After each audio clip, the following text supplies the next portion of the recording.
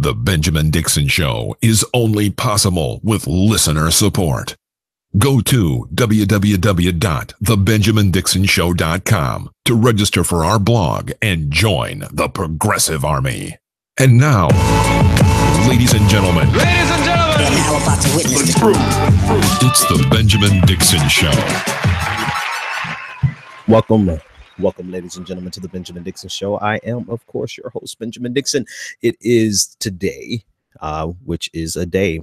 It's Thursday, October 5th, 2017. I was thinking about not giving the date and time because the bulk of the people who listen to the show listen to it in the podcast format on the next day, on Friday morning. And I always give the previous date. So I wonder how you all have adjusted to that. I know when you download it, you're like, oh, this is old. But anyway, here we are. A lot of stuff to cover, a lot of interesting big news that happened today. But as always, I want to start the beginning of the show by thanking our patrons, without whom this is not possible.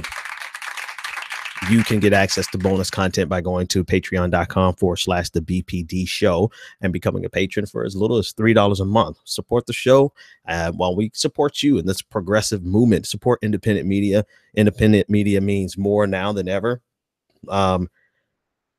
I don't even have to give you the story of why independent media is so important. I think the reason you're here now is because you already know that. So I'm not going to preach to the choir. I'm just going to move on. You can always weigh in on the discussion. 857-600-0518. I really have missed the live callers more than anything else, because a lot of times callers will say something that I'm not even prepared to talk about, and they will stimulate just really great conversations just on the fly because of an observation. And then some of our callers have been so great that I just have to just shut up and let them talk the entire time. So I think one of the biggest benefits of this live show is that you get to call in and we get to talk about issues in real time. So I want to make sure that you do that. 857-600-0518 is the number to join in. Great. Let's jump in and get the show going. Afternoon and good evening to everyone in our chat rooms on Facebook, on YouTube. Bryce, I see you already there. Ryan, all the way there. We got a few people joining in. So let's get started. Today, Donald Trump has shown exactly how ridiculous. That's not the right adjective. Irresponsible doesn't feel strong enough. Dangerous. Donald Trump has shown exactly how dangerous he could possibly be. And it started off early this morning, and I thought the worst thing that he could do this morning, this is water in my cup, if you're wondering, the worst thing that I thought that he may do today would be to call for the Senate Intelligence Committee to investigate the news media that he thinks is fake via Twitter. I thought that was going to be the highlight or the low light of Donald Trump's day, but it wasn't. Right before our show went live this afternoon over in Content News, it came out from the Washington Post that Donald Trump is going to decertify the Iranian nuclear deal. The Iranian nuclear deal, which was signed by President Obama and negotiated by John Kerry, Secretary of State John Kerry, the Iranian nuclear deal that stalled for a good period of time, about 10 to 15 years, depending on whose estimate you asked, the Iranian nuclear program, the Iranian nuclear weapons program. The incentive for them to halt was the loosening of sanctions and the ability for Iran to be assimilated into the broader community and into the broader international community. And that second part, even though I say it kind of casually, is the most important part of the deal, if you ask me. Because as we've argued and debated about on my show plenty of times, I do not see any means of stopping a nation from obtaining nuclear weapons short of destroying them. I think in the long run, every nation has the ability, if they have the economic ability and the scientific capacity, they can get a nuclear weapon. And unless the United States is willing to go to war with every single one of them, or the international community collectively is ready to go to war with every single one of them, there's really not much that we can do to stop nuclear proliferation in the long run. Of course, everyone's like, well, what about the nuclear non-proliferation treaty? Well, the United States hasn't even signed on to that. We're not even a signatory to that. So in the long run, nation states are going to be able to get nuclear weapons. The important part of the nuclear deal with Iran is the fact that it created a framework for Iran to come into the international community economically. And why that's so important is that once you have gotten in bed economically and our economies become interdependent, a couple of things happens. One, now, what I'm getting ready to describe to you is neoliberalism. I just want to be upfront. This is global neoliberalism economically, and it is a foreign policy paradigm as well, international relations paradigm as well. But the neoliberal dream, which on the international stage is actually not, has some benefits. Let's leave it there. And here's the benefit.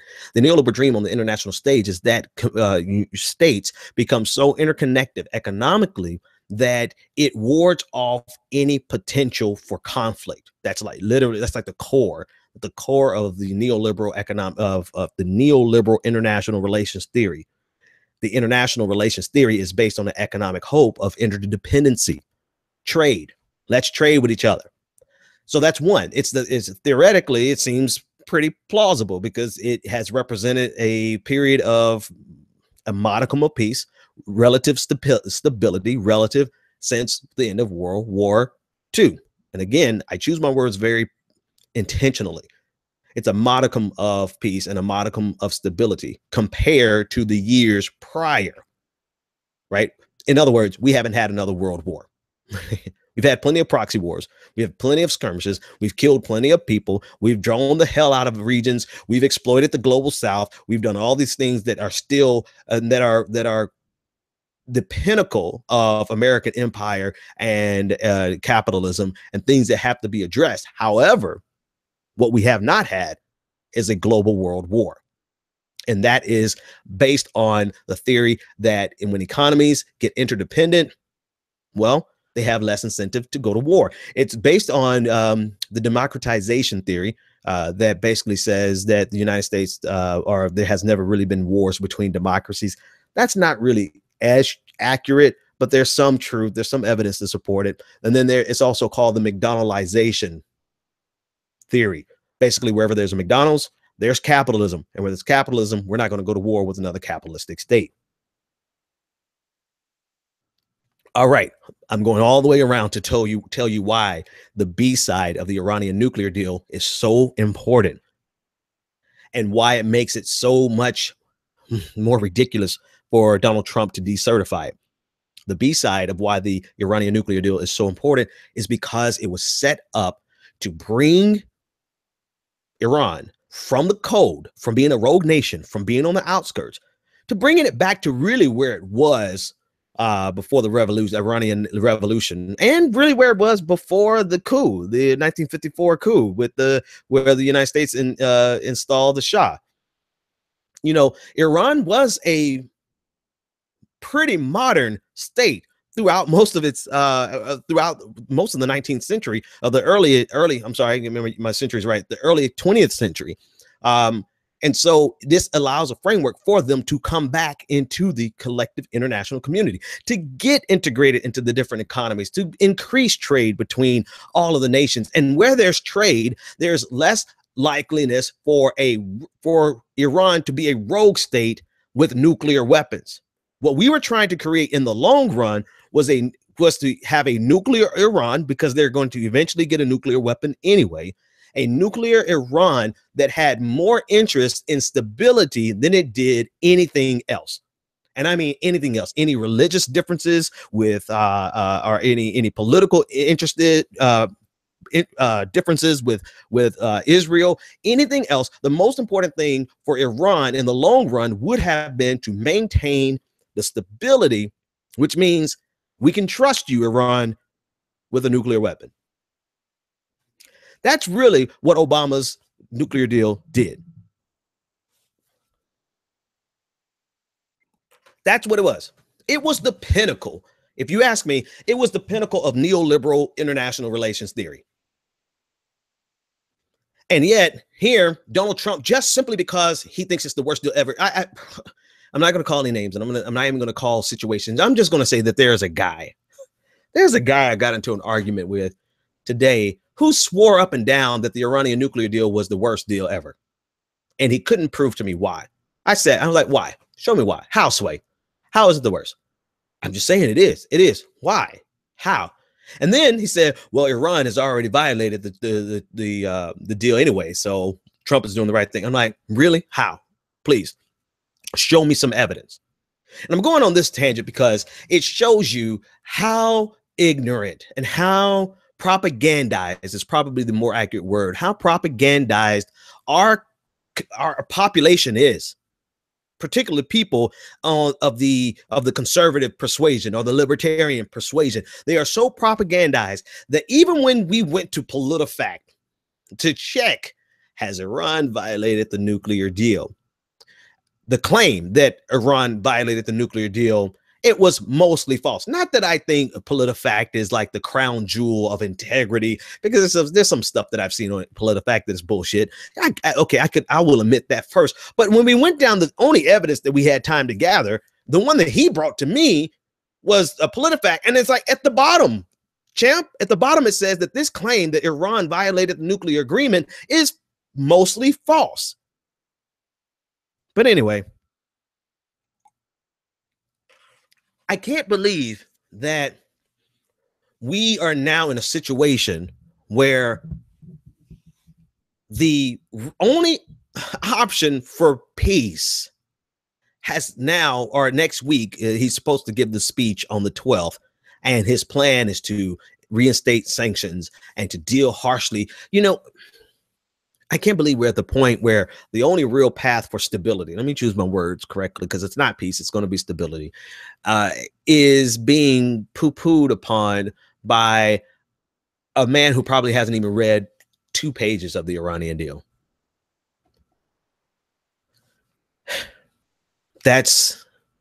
And now we're talking about undermining America's position. This is another thing that I argue with conservatives quite a bit. Conservatives who are my friends in particular, I argue that bravado is not strength. Sometimes bravado undermines your strength and puts you in a weaker position. In other words, when we were saying, oh, we're going into Iraq with shock and awe, everybody was like, America's strong. We went in with shock and awe, and shocked and awed our ass right into a decades-long, occupation and destabilizing the region, pouring in all of our resources, our money, our soldiers, the blood of Iraqis. We really, we went in and with bravado and screwed ourselves. And so bravado is not strength, but an oversimplistic view of the world will make you a foreign policy will make you think that the person who shouts the loudest is the strongest. And that type of overly simplistic view of the world has gotten us into trouble so many times. And here we are with this orange Cheeto, Donald Trump, I promise you, he is going to go down as the worst president in the history of the United States. And we've had some shitty presidents.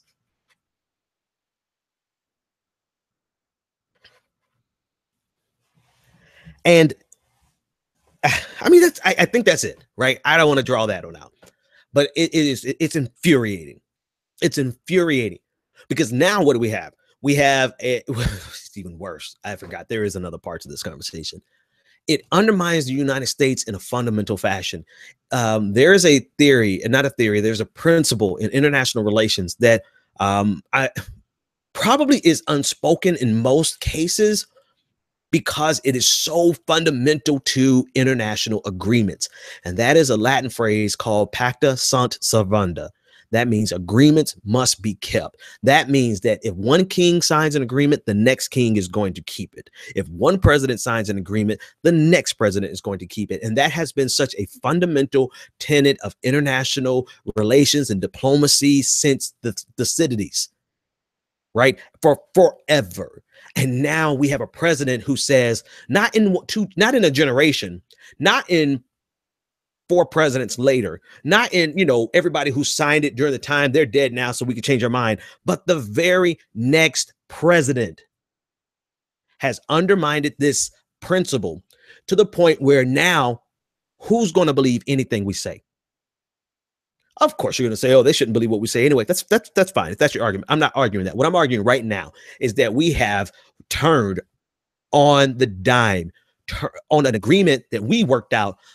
So now nations they don't have any incentive whatsoever to enter into an agreement with the United States because they fundamentally will believe, because of Donald Trump, is this. They will fundamentally believe that America cannot be trusted. The next administration may undermine this administration. What treaty can we enter into? What treaty can we enter into and a nation not question whether or not the next administration is going to uphold it? And it undermines us in another principle fashion, because if we had a back channel, God damn Donald Trump, man, fuck that dude. Seriously. I mean, I can't say that enough, but motherfuck Donald Trump, because if we had a back channel to North Korea to stave off a conflict with North Korea that seemed inevitable because of 2 madmen at the helm of 2 nations with nuclear weapons, we had a back channel established with them through Rex Tillerson, and now they're going to look at Rex Tillerson and say, we can't do anything with you because we can't trust your president, and we can't trust the United States because they turn on their agreements. And his bravado has now undermined us in a spectacular fashion. I apologize, kind of, sort of. Sorry, not sorry for the profanity, but I just don't. I mean, I don't know if I'm more upset with Donald Trump being the piece of shit moron that he is, or the idiocy of people who actually believe that this is the right move. I don't know. But let's take the first caller.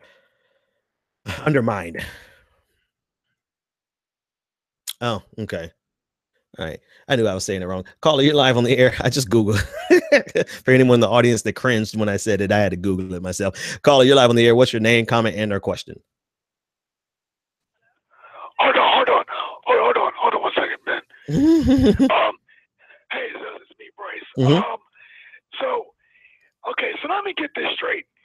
So probably the best thing that Obama did foreign policy-wise, you're going to undermine because you want a quote-unquote better deal, and then you do that, and then now let's talk about the bigger picture, the real shit with it. And actually, Tom Hartman brought this up. One of the biggest reasons that they're doing this is because of the GOP wants to go to war with Iran for the religious right, theory of, Armageddon and bringing, the second coming of Christ and all that. And, they're kind of, they want war. They want to do this for religious reasons, which is, obviously the right has taken, what we believe and just twisted it. But the point is, that's what the real crust is. The GOP got pissed because Obama was like, all right, I don't want to go to war with Iran. And so we got a peace deal out of that. So the GOP is pissed. So you got Michelle Bachmann and all these people that's, around Trump and everybody. And that's what they want to do. That's part of the reason. And I think that needs to be brought up. And it's just insane. It's like, we're not going to make it to the All-Star break of basketball next year because this dude wants priorities, man. Blow up the world. It's unbelievable. It's like, but that's the real thing. Yeah. The GOP, the religious right, want to go to war with Iran. So they're like, all right, well, Obama didn't do it, and we're mad at him. So we're going to undermine so we can just do it since he left. And it's like, what? Like, what do you, I'm sorry. I'm trying like it's Bryce, I'm sorry. I'm sorry. Bryce got so hot he had to hang up the phone. Bryce, Bryce, I appreciate the call, man. I appreciate your energy and your passion there. Okay. I'm sorry. Okay. All right. I'm not laughing at you, man. I'm laughing with you because it is frustrating like that. It is obscenely frustrating because because of everything I've already explained, right? Because of everything I've already explained, it's definitely. Let's take the next caller. Caller, you're live on the air. What is your name, comment, and or question? Hey Ben, it's Ryan. How you doing? Doing good, Ryan. I see you lighting up the chat room. What's on your mind? Yeah, sorry about that. But Bryce is right about the religious right wanting to go to war with Iran. Being in the military from active duty 2002 and then off and on up until January 1, 2014, I had the distinct pleasure to converse with an author who actually studied and wrote about our foray into Iraq. Okay. He covered my West Point class specifically, and he sent me a questionnaire of, my service, went through everything. And then one of the questions in his questionnaire was, it specifically mentioned mentioned what Bryce was talking about, how there are people in the religious right who really think it is their duty and God's calling for us and them to go to war with other countries. And I asked him about this. I said, why did you ask me this question? And this author goes, because I actually had one of your classmates say that's why he was in the military and that's why he wanted to be in Iraq in this conflict. And I was like, you've got to be kidding me. Wow. That's scary. And one of the, I don't know how it was mind boggling. Wow. So Bryce is 100% correct. And it's amazing that we're talking about this right now, and it's amazing that the orange moron just did something like that to further, number one, the GOP's obsession with erasing everything that President Obama has done and did. Right. And then we're going to erase it and then we're going to do something better. No, you're not. I mean, you can't even make a real estate deal without laundering money. So, I mean, what's he going to do? I mean, the guy doesn't know his butt from a hole in the ground. Yep, I agree with that. Thanks for the call, Ryan. Thanks for taking my call. Hey, my pleasure, man. I agree. Listen, I just laughed at how Bryce hung up the call. that was hilarious because he was so frustrated. But you're right. There's a strain. There's two ways you could look at it, right? You have a secular version of this and you have a religious version of this. There's a religious strain in Christianity that is an apocalyptic group that looks to bring about Armageddon. Armageddon is the great cataclysmic war at the end of times. And they're looking to bring it about, like actively do things to bring about Armageddon. That's the religious version of very popular and very present in the dominionism. This is their worldview, and they see this as not only inevitable, right? It's one thing if you believe, oh, there's a great war coming to end all wars and the coming back of Christ. If you believe that, it's one thing to believe it. It's another entirely to try to put yourself into position to bring that about. And we have people amongst us who are that. They believe that and they want to implement that. The secular version of that is not attached to any metaphysical elements. It's completely attached to this idea that of a clash of civilizations based on Judeo-Christian values versus anyone else. Right. They don't necessarily attach it to a belief that Jesus even exists or that he's coming back, but they fundamentally attach it to a world order that they believe should reign across the globe. And that is a Judeo-Christian, white Anglo-Saxon type order. And they are just as dangerous because they are probably more present in our levels of power throughout. And this is not, as I describe this, I don't want to describe this as some type of Illuminati. This is like your cousin John Bob, who goes to church a whole lot and starts to believe in it so much that he wants to join the military in order to fight off the infidel. You know, I hope you notice the play on words, right? That's the same language that you get from radical Islamists, to use Donald Trump's favorite phrase. Caller, you're live on the air. What is your name, comment, and/or question? Hey, Ben, this is Brianna. Hey, Brianna, good to hear from you. Long time. I know, long time. It's great to hear you again.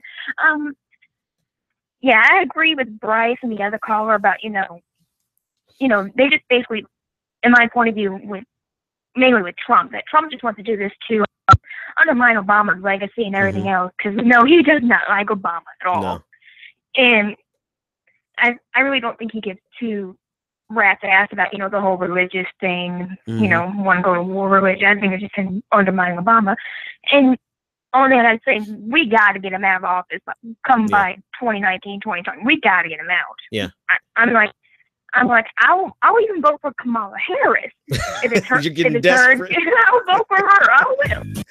I'm like, I'm always skeptical of politicians, but listen. Like, if she keeps doing what she's doing, I'll vote for her. Let me tell you. Let me help you out. Let me help you out. Here's the deal, folks. And a lot of people, I will argue with anybody, any of my socialist friends, any of my more radical friends than me. I will argue with you to the death about this. Democrats, particularly Barack Obama and even Kamala Harris, whoever else, they will not change the system for the better, except maybe on the margins. Maybe they take the tax rate to 36% for the top 1% instead of 33%, right? They're not really going to change the status quo. They represent the status quo. But you know what's worse than the status quo? Going to damn war with Iran and North Korea over the impetuousness of the Republican Party. That's something that I feel that we fundamentally just have to call it what it is. You may not like the Democrats economically in the long run. They may not change anything. Obama will drone the hell out of the Middle East because he's going to maintain the status quo. But you know what he's not going to do? What he wasn't going to do is get us into a war with Iran. And that's why we got the Iranian nuclear deal. So you don't even have to explain. You don't have to go through a lot of hurdles, Brianna, to explain why you would vote for Kamala Harris over Donald Trump. I'll explain it for you, because Kamala Harris, 9.9 times out of 10, she is not going to get us into a generations long war like Iraq, like Afghanistan, and now Iran potentially, and North Korea. They're not going to do that. Yeah, and one more thing, it's just going to be like 4 years, maybe even 8 if he wins again.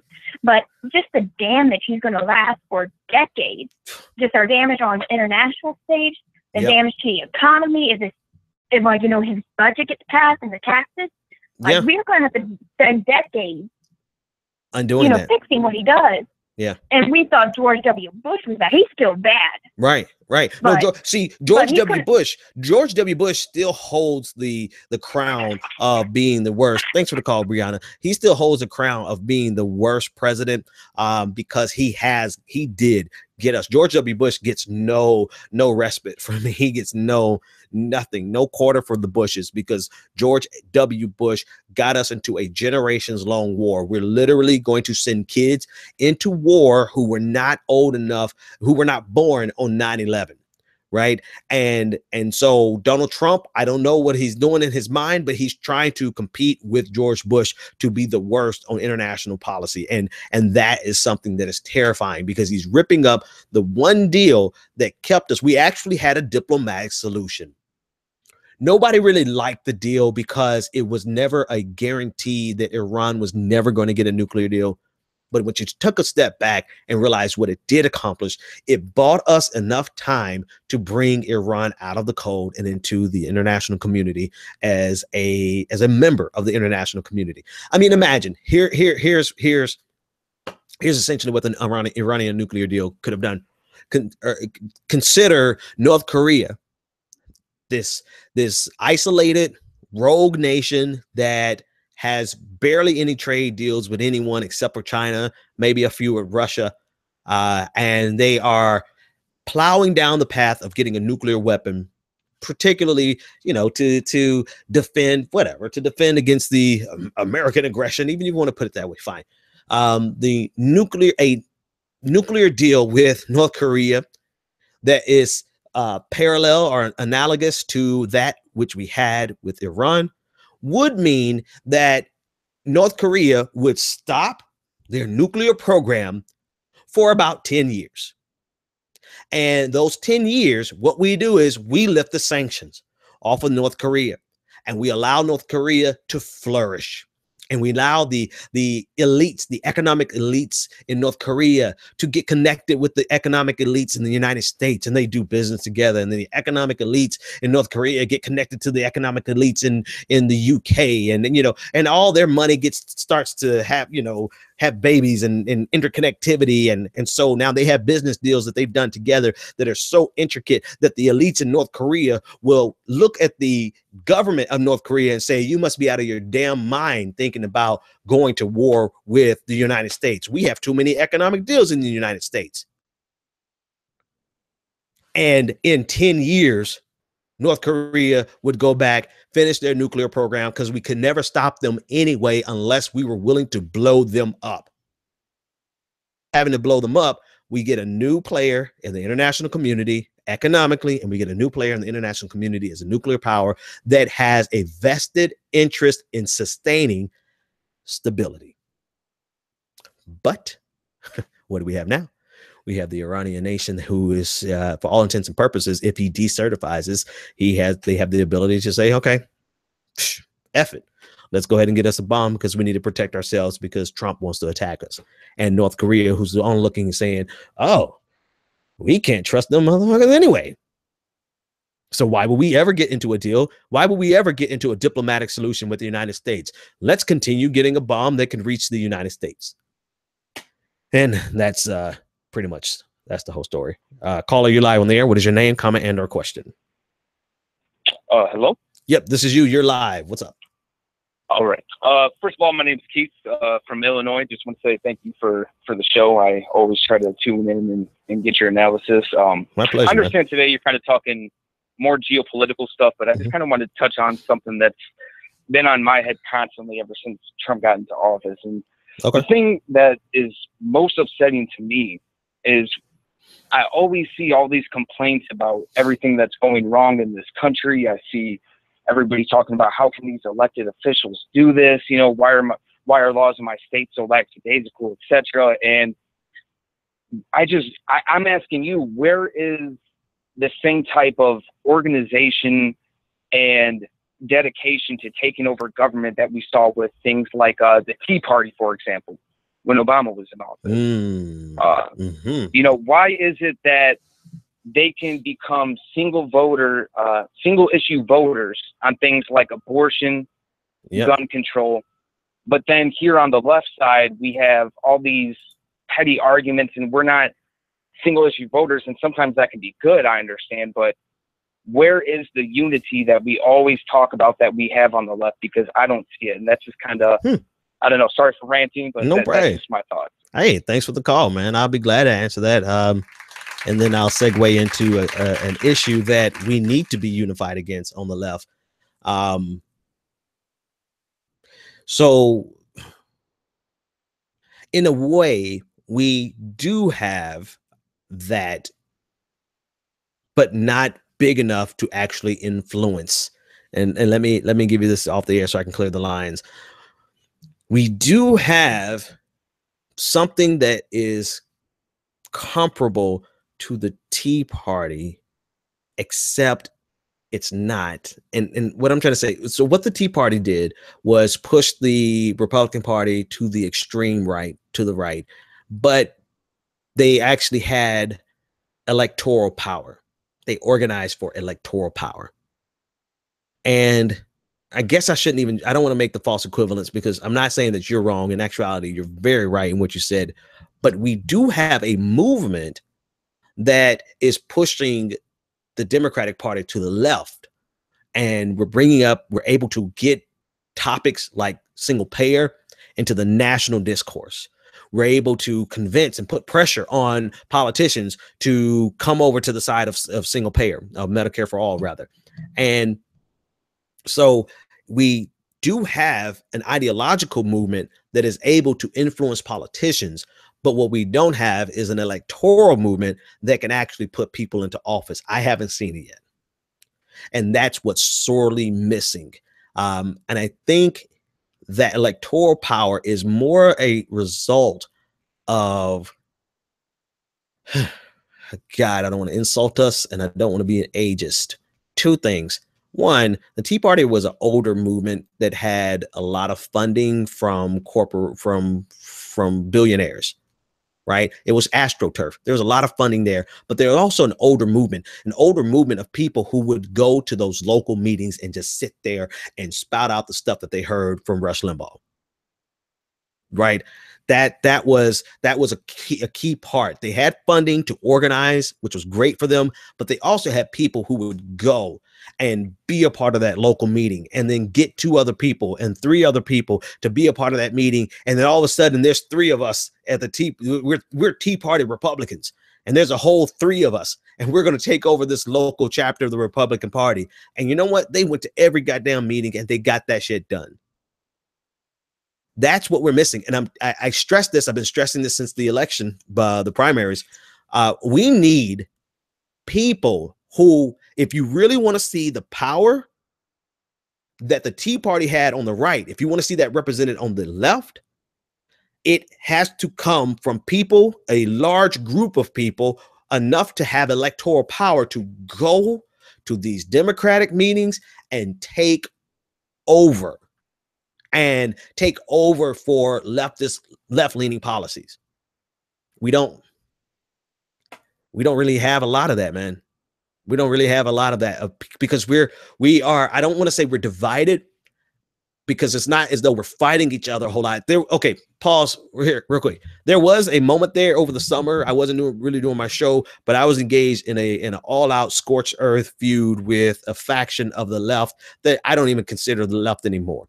We call them not Sam Cedar, but Michael Brooks of the Majority Report calls them the dumb left. I call them the conspiracy theory left. That was a parting of the ways. That was, we can no longer work together because we see things fundamentally different, and we have totally different worldviews and totally different views with regard to racism, white supremacy, and even economics, right? And so there was a feud there that was a parting of the ways, and to me, that feud did not represent infighting. That feud represented amputation of a dead limb. We had to get them the hell away. Now, outside of that, the division that is greatest on the left is between neoliberals and progressives. And that is both necessary as well as unproductive. It's necessary ideologically because we have fundamentally different views on policy. And it's worth arguing over. But it's detrimental to the point where, we're locked there. We stay there.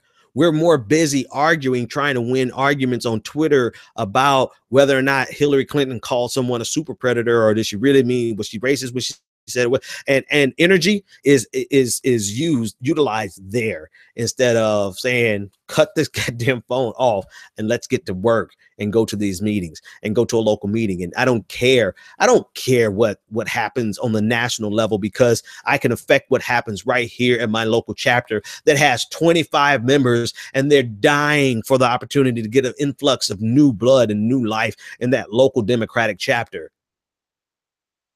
That's what the Tea Party did that the left and the Democratic Party is not doing.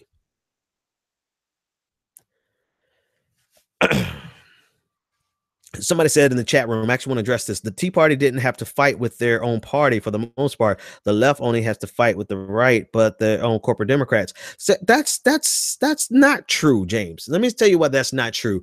I remember when I remember in several elections after 2010 that the Republican corporate party had to send in major money and major players.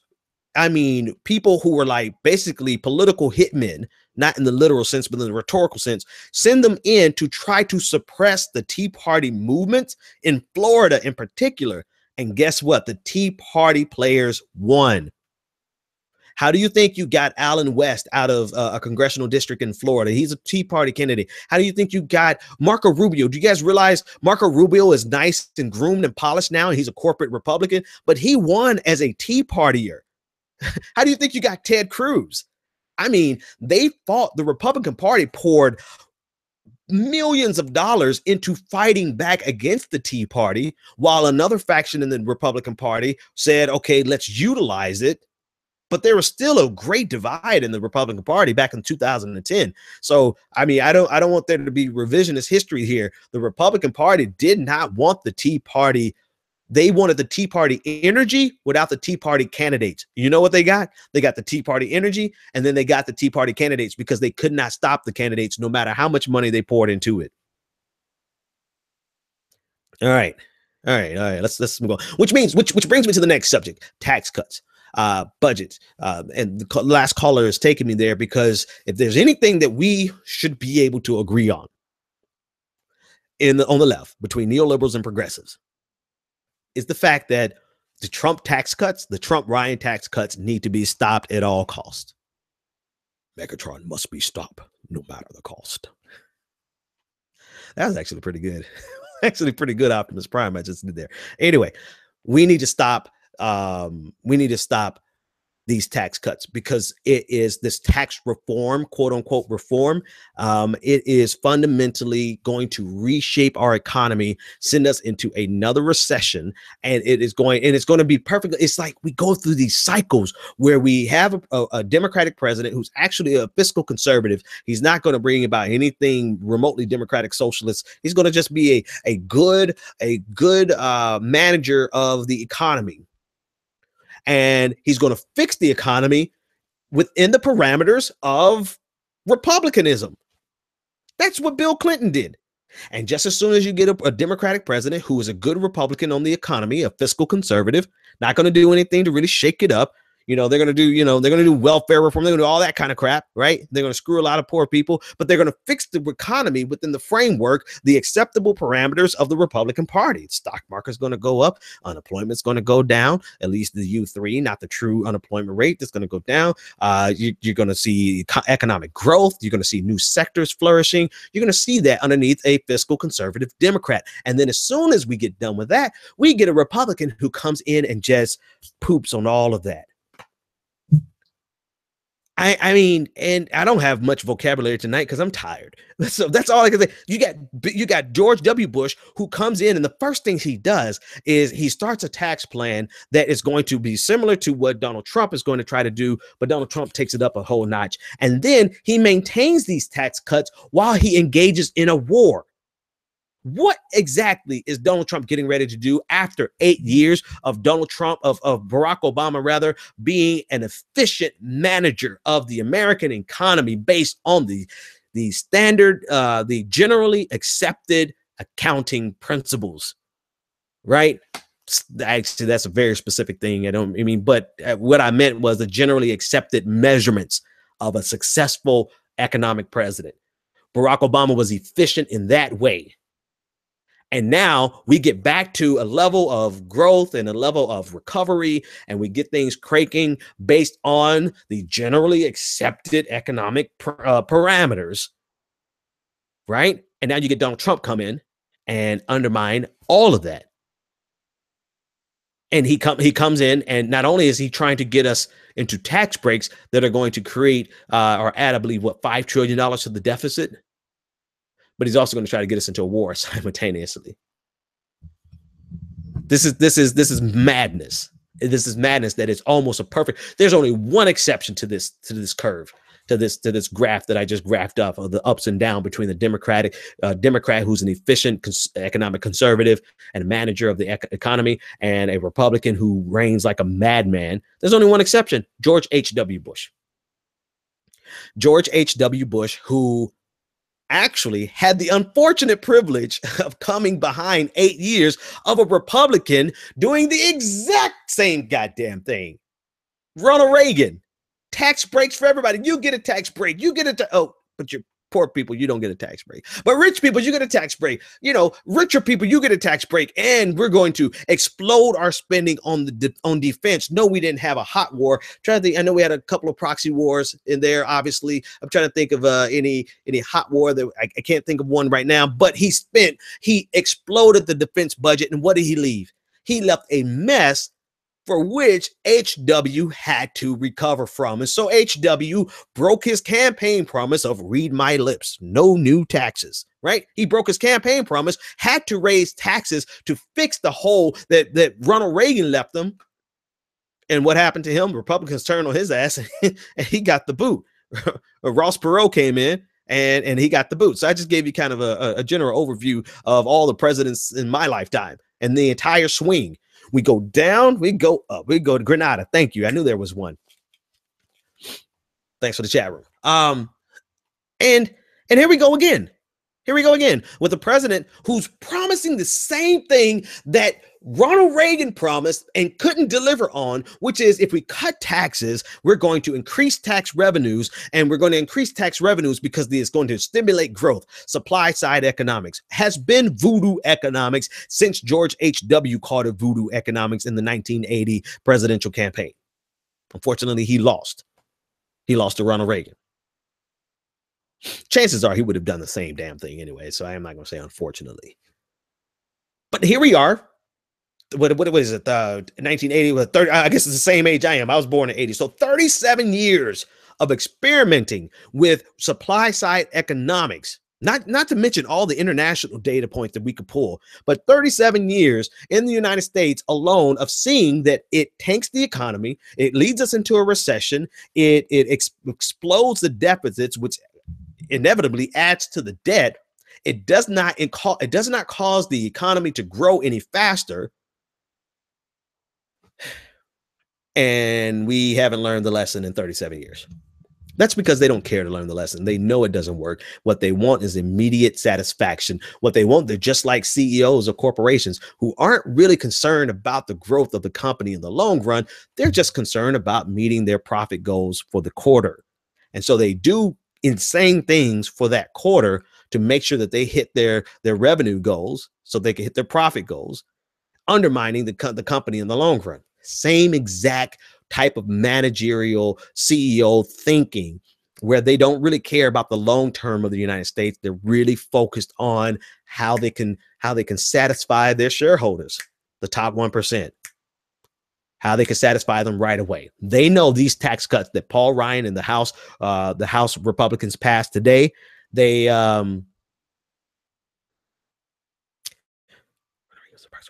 give me 1 second, guys. I'm reading the comment in the comment section. No, okay. No, you guys must be talking about something else. All right.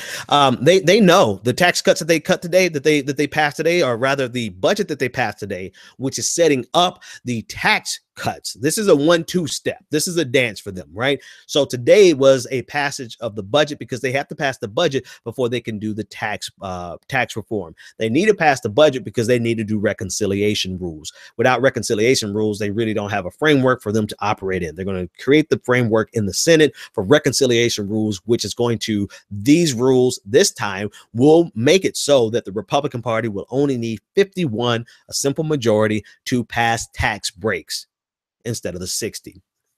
And so the Senate can't make a move on that until the House makes a move on that. The House has made the move. They passed the bill today, and now the Senate is going to do their version. They're going to have was it reconciliation? I can't think of the actual name right now, where they're going to merge the two bills, and then the president's going to sign it. The next thing that you're going to see is going to be tax breaks, and they're going to promise you, they're going to promise their people. I mean, here's the thing. I keep asking, how can people keep falling for it? But I've already given the answer. The people that matter to them know that this is not going to work for the American people or the American economy, but it's going to work fabulously for their bottom line. So I need to correct myself and stop lamenting over people who can't see clearly that this is going to hurt them. Because I'm wondering what percentage of Republicans are, we always make fun of poor Republicans in like Mississippi and red states and stuff like that. But I wonder if it's enough of them, which it, you know, I'm thinking out loud here, guys. So let me think this through with me. And I think I've already answered the question before I get to the question itself. But I wonder if there's a large enough percentage of poor ass Republicans who can turn the tide in the Republican Party if they were wise and understood what was being done to them. In general, I would have to say yes, because most of America's poor as shit. All right, the median income is like what, for 50,000 for a family of four. I'm rusty, but the median income is pretty low, and in red states it's even lower. So the answer, just based on that alone, should be yes. But the people who wield the power in the Republican Party, the people who control the reins of power in their local, you know, those people obviously. They have to know that this doesn't work. And I think that they have to not care that it doesn't work for the economy and for the average American, because it works for them. I just can't see for the life of me someone with enough political influence in the Republican Party, knowing full and damn well that this is going to hurt them economically, voting against their best interests. I still am holding out for this economic idea of a rational actor, and international relations theory idea of a rational actor, that people are going to make rational decisions. Informed people are going to make rational decisions. And I'm going through this with you live on the air because I'm really struggling to think that maybe there are people who know that this is going to hurt them and they're still going to vote for the Republican Party. I know. Maybe I should just keep it simple and say some of them are just dumb as shit. I know, but it still just bothers me to think that people could have all this information and still vote for a party that's going to take food out of their mouths.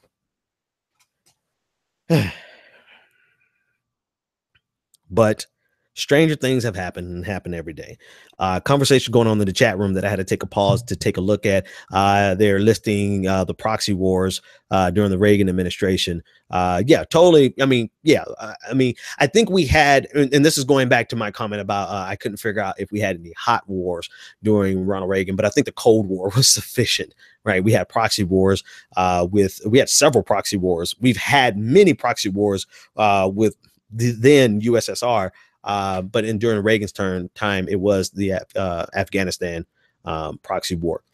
All right, 857-600-0518.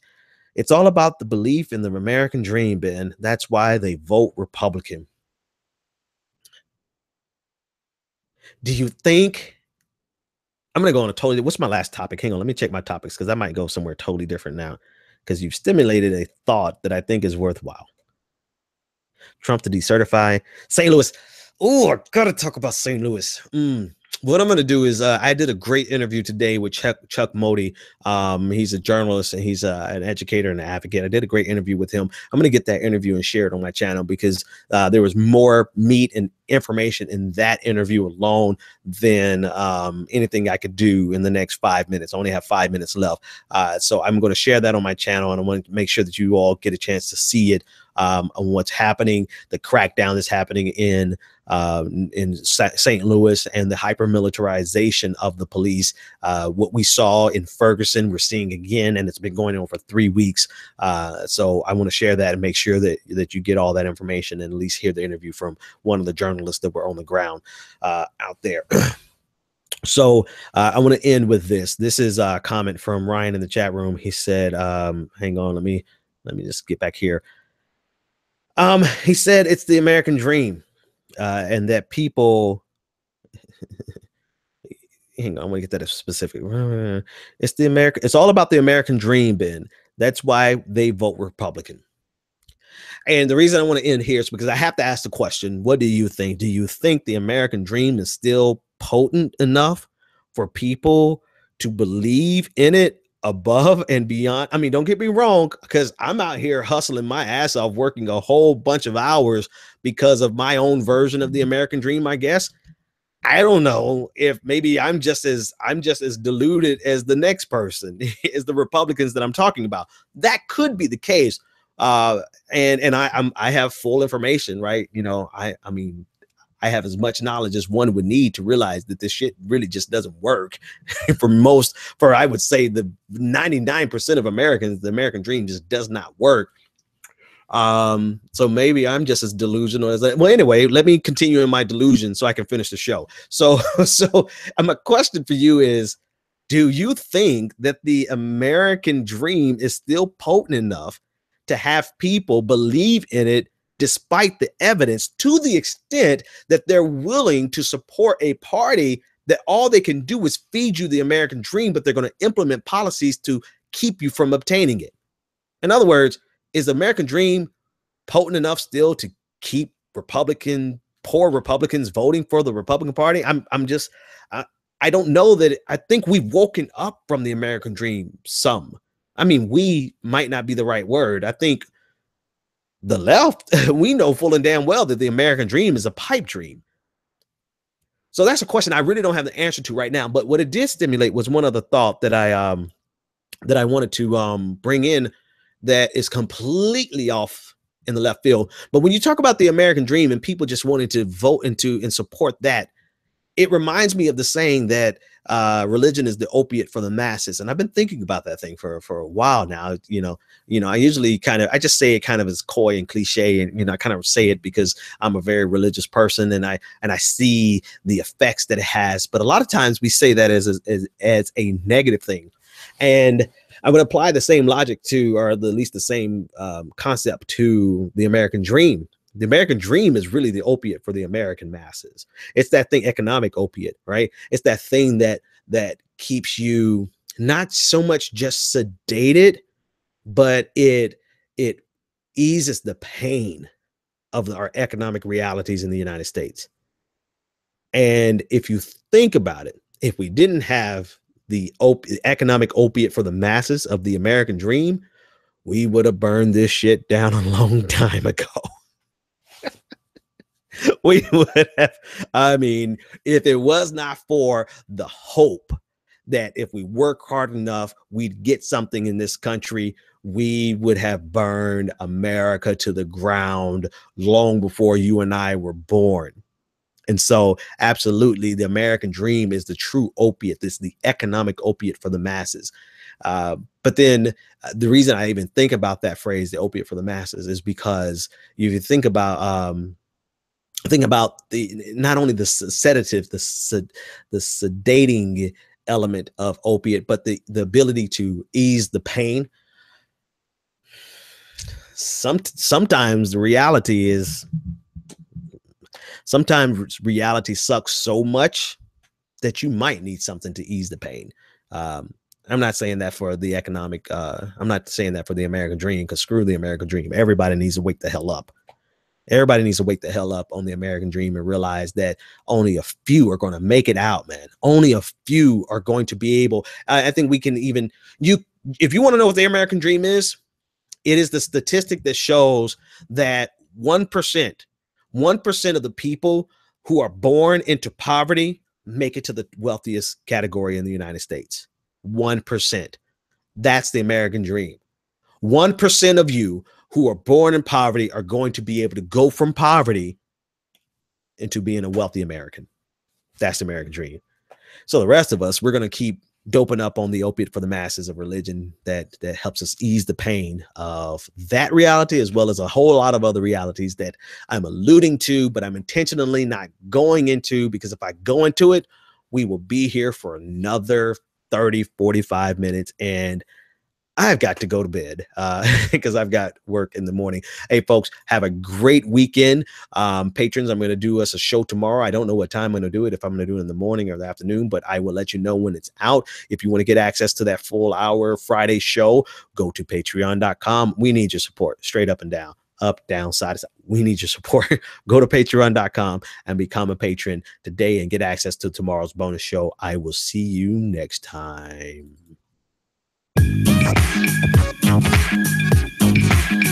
The Benjamin Dixon Show is only possible with listener support. Go to www.thebenjamindixonshow.com to register for our blog, join the Progressive Army, and support the Benjamin Dixon Show. Crazy mother. If you like this episode, be sure to share, like,